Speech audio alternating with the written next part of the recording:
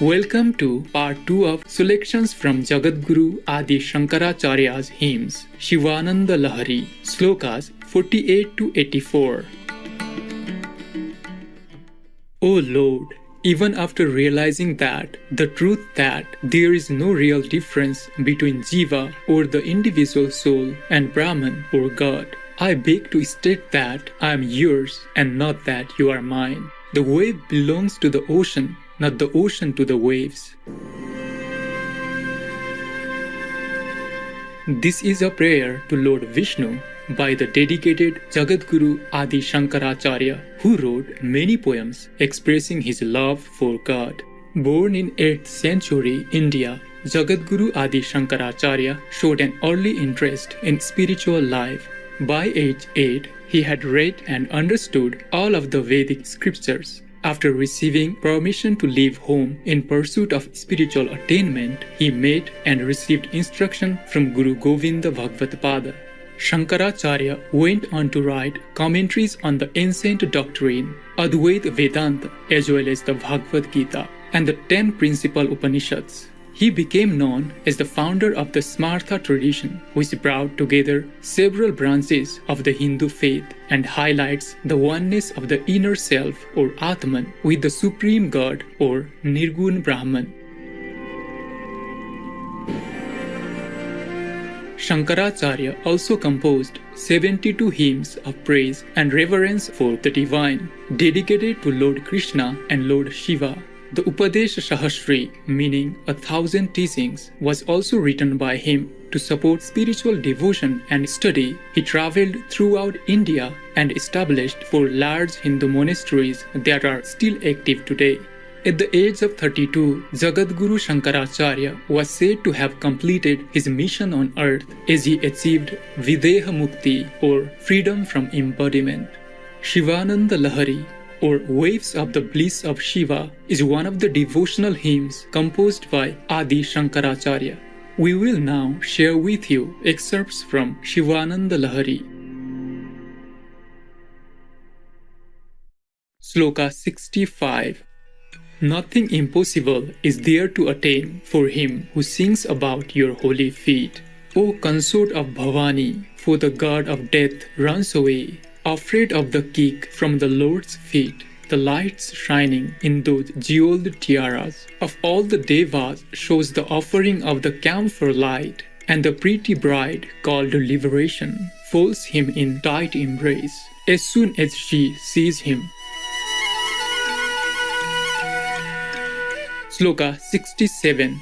I seek refuge in meditation on the eternal Sadasiva, which is the pretty land that can grow vivid types of joy, pleasure full of copious tears, and real innate thrills in life, which is also the eternal stable state, and which is sought by people searching for fruits. Sloka 68. O storehouse of mercy, O Lord of all beings, please be kind enough to look after the cow of my devotion to you, which constantly yields the ambrosia of happiness, which lives in the stable of your feet, and which is the result of great and good deeds. Sloka 69. Idiocy, irrationality, blemishes, and crooked gait I do not have, O Lord.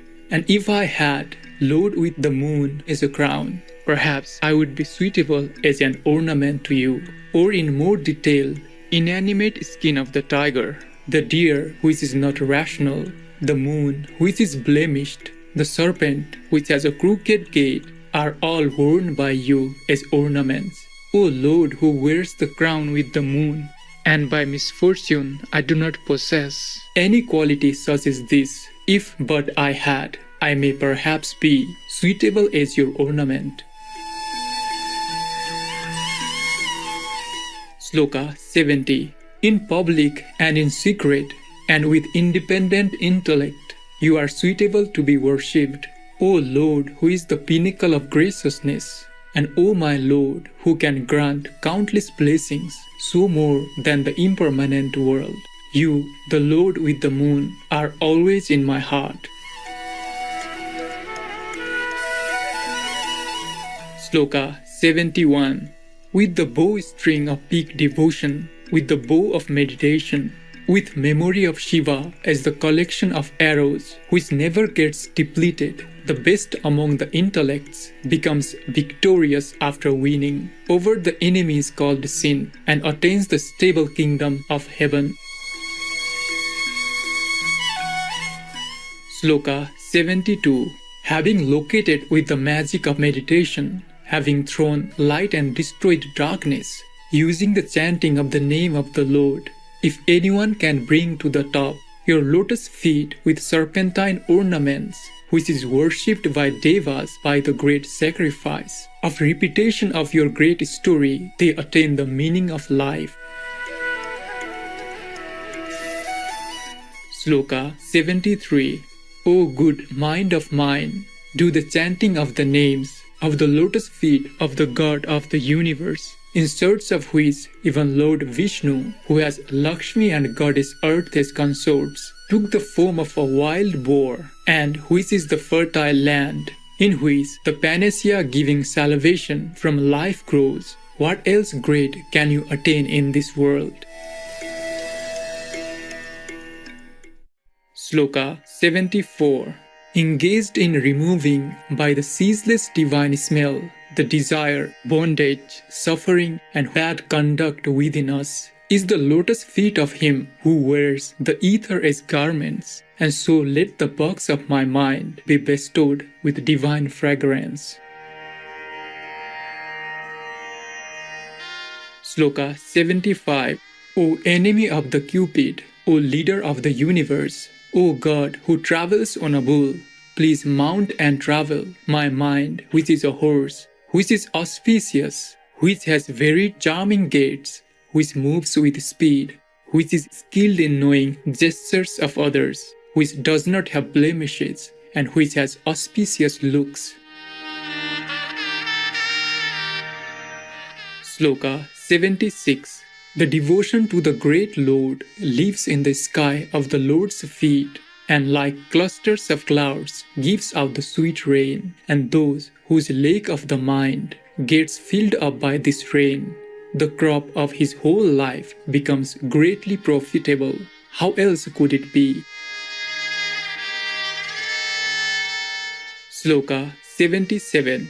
My mind to get fixed on the lotus feet of the Lord resembles the sweetheart separated from her lover, and always remembers, has sweet dreams, recollects of early meetings, and sings about it, and in similar fashion chants the names of Lord Shiva in a trance and gets worried. Sloka 78. Teach me the etiquette of serving the great with devotion, with clean mind, and with attachment to the good, and exalt my intellect, O my Lord, like the noble groom leads his new bride. Sloka 79. Daily used to move in soft lotus-petaled mind of yogis, O Lord, who is bestower of happiness, how did it wound the hard doors of the chest of God of death? My mind is worried about your pair of feet that are tender and soft. O God, who is everywhere, make them visible to my eye, and I will gently massage it with my hands. Sloka 80. This one will be born, his mind is hard, and I have to dance on it. So thinking, my Lord, to save me, you walked with your tender soft feet on hard-surfaced mountains during your and practiced and learned. If it is not so, instead of walking in divine homes, beds of flowers, and well-laid-out paths, you danced on rocky surfaces. Is it the meaning of that, O Shambhu or Shiva? Sloka 81.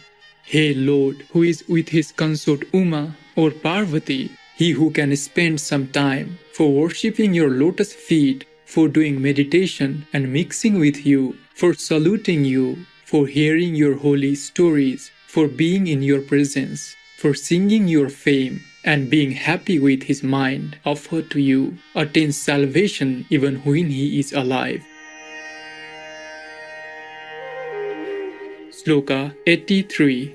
There is no doubt that worship of mortal gods, subject to birth and death, will never give even little happiness. Worship of the birthless Lord with Amba, who has a deathless body, leads to supreme pleasure, and those who do are blessed.